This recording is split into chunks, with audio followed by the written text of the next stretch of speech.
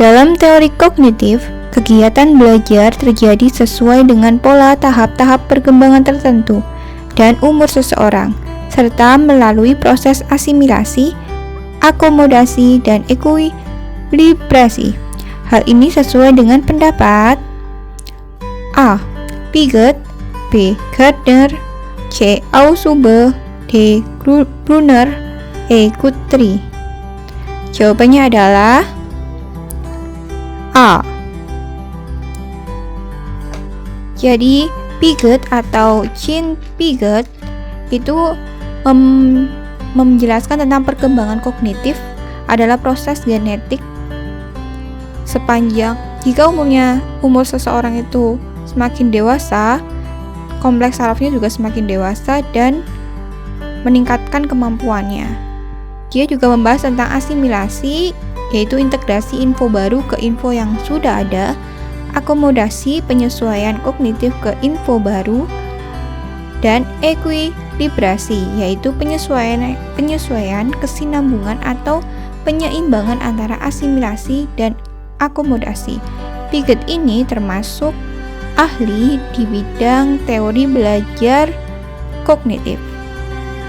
Sedangkan Gardner, Ausubel, Brunner, Guthrie itu tidak membahas tentang asimilasi, akomodasi, dan ekuilibrasi. Oke, jadi jawabannya A ya. Lanjut ke soal berikutnya.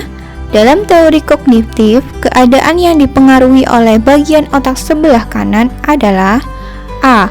Akomodasi, B. Asimilasi, C. Ekuilibrasi, D. Interiorisasi, E. Disekuilibrasi. Oke, jadi jawabannya adalah tadi sudah dibahas ya tentang akomodasi, asimilasi, ekuilibrasi. Nah, kita bakalan menjawab. Oke, jawaban otak sebelah kanan adalah ekuilibrasi. Jadi, bedanya ekuilibrasi dan disekuilibrasi. Kalau eku itu adalah otak sebelah kanan, disekuilibrasi itu adalah otak sebelah kiri. Otak sebelah kanan itu untuk kreativitas, terus untuk kesadaran bawah sadar. Kalau disekuilibrasi itu lebih condong ke matematika, terus ya logika dan sebagainya. Itu adalah jawaban dari nomor 2. Kalau interiorisasi itu tidak ada ya. Itu di tempat yang lain, ahli yang lain. Oke, lanjut ke soal berikutnya. Pendekatan konstruktivistik dicoba gunakan untuk meningkatkan motivasi dan prestasi belajar siswa. Karena pendekatan ini A.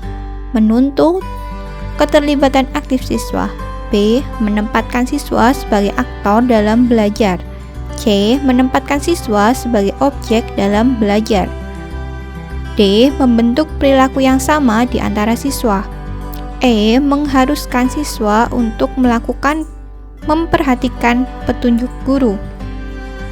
Jawabannya adalah B. Menempatkan siswa sebagai aktor dalam belajar. Jadi siswa harus menjadi aktor dan guru adalah fasilitatornya. Sedangkan opsi lain yang C, menempatkan siswa sebagai objek dalam belajar, itu bukan teori konstruktivistik tapi teori behavior. Terus untuk yang D juga membentuk perilaku yang sama di antara siswa, itu juga teori behavioristik.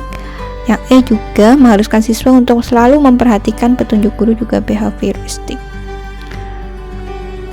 Jadi teori konstruktivistik ini memandang bahwa belajar sebagai konstruksi pengetahuan oleh siswa sendiri. Jadi siswa ini yang menjadi aktor dalam mencari konsep, menyusun konsep, terus mencari ide, klarifikasi, terus evaluasi, dan sampai dia akhirnya bisa menemukan pengetahuannya. Soal selanjutnya, yang bukan merupakan implikasi teori konstruktivistik dalam pembelajaran adalah A. Collaborative learning, B. Comparative learning, C. Pembelajaran dengan web atau web learning, D. Pembelajaran melalui social media learning, E. Pembelajaran dengan PowerPoint. Jawabannya adalah E. Mari kita bahas. Yang A. Collaborative learning itu pembelajaran yang menyuruh siswa untuk bekerja sama. Jadi tentu saja ketika siswa bekerja sama akan ada peran aktif siswa yang menjadi aktor untuk mencari tahu pengetahuan tersebut, sedangkan guru sebagai fasilitator. Yang B juga comparative learning, itu siswa dibagi menjadi kelompok-kelompok kecil. Ya tentu saja peran siswa sangat dominan di situ dan guru hanya sebagai fasilitator. Yang C pembelajaran dengan web juga, jadi siswa akan diberikan link atau diberikan pertanyaan, nanti dia mencari jawabannya di web-web atau situs-situs tertentu di Google dan sebagainya. Yang D pembelajaran melalui sosial media, misalnya siswa itu dituntut untuk membuat video pembelajaran lalu di-upload di sosial media atau yang lainnya. Jadi berhubungan dengan sosial media tentu saja siswa menjadi aktif. Beda dengan yang E, pembelajaran dengan PowerPoint pasti gurunya yang bicara. Jadi guru yang berperan aktif untuk menjelaskan PowerPoint tersebut. Gitu. Lanjut ke soal berikutnya. Seorang guru menggunakan pendekatan pembelajaran bahasa tertentu dengan anggapan bahwa pemrolehan bahasa itu terjadi melalui pengkondisian atau pembiasaan. Anggapan guru itu didasari oleh paham aliran linguistik yang lazim disebut teori A. Nativisme, B. Behaviorisme, C. Interaksionisme, D. Kognitivisme, E. Naturalisme. Jawabannya adalah B. Oke, kita bahas. Yang A. Nativisme itu tidak ada di indikator yang modul yang sudah ada dibagikan oleh Kemendikbud pemerintah. Nativisme tidak dibahas, tapi behaviorisme itu dibahas. Interaksionisme juga tidak dibahas. Kognitivisme ada dibahas juga, tapi lebih kognitif itu tentang kognitif ya, jadi tidak tentang pembiasaan pengkondisian. Yang E. Naturalisme juga tidak dibahas di modul pembelajaran yang diberikan Kemendikbud. Jadi antara B dan D. Behaviorisme ini lebih kepada kebiasaan. Jadi contohnya itu seperti ibaratnya itu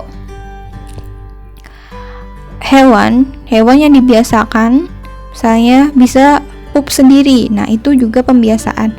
Nah, itu juga dilakukan di dalam pembelajaran, biasanya guru sebagai peran aktif di situ. Soal selanjutnya, tingkat tertinggi dari dominan kognitif menurut taksonomi Bloom adalah A. Kreatif, B. Analisis, C. Pemahaman, D. Sintetis, E. Aplikasi. Jadi tingkat tertinggi dari dominan kognitif menurut taksonomi Bloom adalah A. Kreatif. Jadi kita ada yang namanya yang tertinggi atau berpikir tingkat tinggi, ada berpikir tingkat rendah. Nah, yang C merupakan pemahaman, itu berpikir tingkat rendah.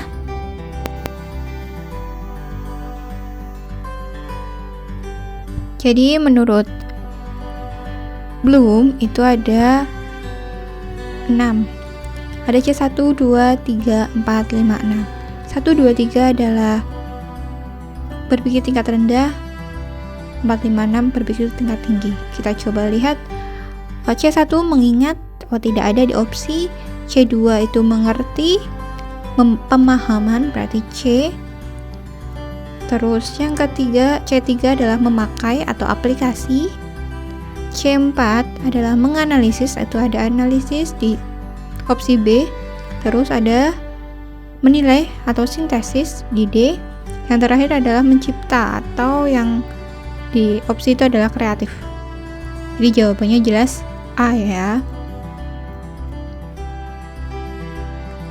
kita lanjut ke soal berikutnya. Salah satu contoh aplikasi teori behavioristik dalam pembelajaran adalah A. Pembelajaran kolaboratif, B. Pembelajaran dengan PowerPoint, C. Pembelajaran dengan web, D. Pembelajaran mandiri, E. Pembelajaran dengan sosial media. Oke, jawabannya adalah B. Pembelajaran dengan PowerPoint. Berikut penjelasannya. Jadi kita bahas tentang teori behavioristik dulu. Teori behavioristik ini peran guru itu sangat aktif. Jadi guru yang memberikan stimulus dan siswa itu merespon. Jadi siswa itu lebih ke pasif. Nah, sedangkan pembelajaran yang A, kolaboratif, itu lebih ke konstruktivistik ya. Jadi kolaboratif itu lebih ke kerjasama, jadi siswa dituntut aktif tentu saja, bukan behavioristik, karena siswa itu kan pasif kalau di behavioristik. Yang B juga, yang B ini baru PowerPoint kan guru yang aktif nih, jadi jawabannya B. Kalau di web siswa juga aktif, belajar mandiri apalagi siswa berarti aktif dong bikin tugas sendiri. Yang E, pembelajaran dengan sosial media, tentu saja peran siswa juga aktif sekali di sini. Jadi jelas ya, jawabannya adalah pembelajaran dengan PowerPoint. Sudah